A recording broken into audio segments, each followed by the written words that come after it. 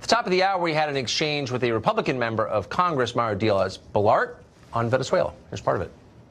So imagine if this regime that now is receiving a lot of international pressure, right, survives.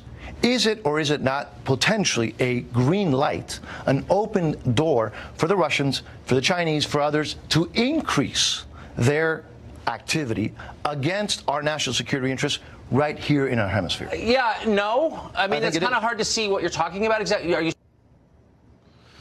Anya Parampil is a reporter who just spent a month in Venezuela reporting from the ground there, and she joins us here in studio. Anya, thanks very much for coming on. Thank you so much for inviting me. So what do you make of the news coverage of this? Your viewers won't be shocked to hear this, Tucker, but the news media, the fake news media, are lying about the situation in Venezuela. Let me put it for you this way.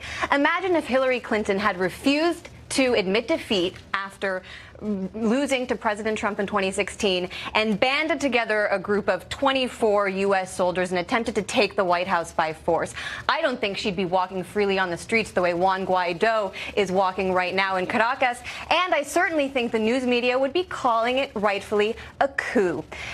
And let me just tell you, when it comes to what's happening on the ground there, I can tell you, I was there for a month earlier this year. The opposition has no popular support. Juan Guaido proved today once again that he will only ride in to power on the back of a U.S. tank. And what's more, we hear about a humanitarian crisis there, Tucker, but what we never hear is that is the intended result of U.S. sanctions which have targeted Venezuela since 2015. Sanctions which, according to a report that was released just last week by the Center for Economic and Policy Research, has led to the deaths of 40,000 Venezuelans and will lead to the deaths of thousands more if these sanctions aren't overturned. President Trump, if he truly cared about the American or the Venezuelan people and the American people for that matter, he would end this disastrous policy, he would end the sanctions, and he would look into John Bolton's eyes, into Elliott Abrams' eyes, and Mike Pompeo's eyes and say, you are fired. You are leading me down a disastrous path, another war for oil, something the president said. You are passionate. He was celebrated by the American people when he said Iraq was a mistake, and now he's willing to do it again.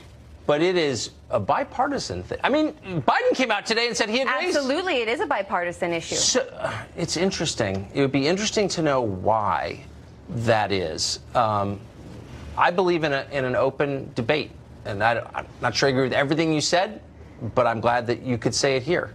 And you were just there, and I don't think you'd be allowed at any other show to say that. No, I certainly don't think I You would never out of time. So I really appreciate you giving me the opportunity, because President Trump promised to drain the swamp, and he flooded his national security team with that exact swamp. Well, I agree with that, actually.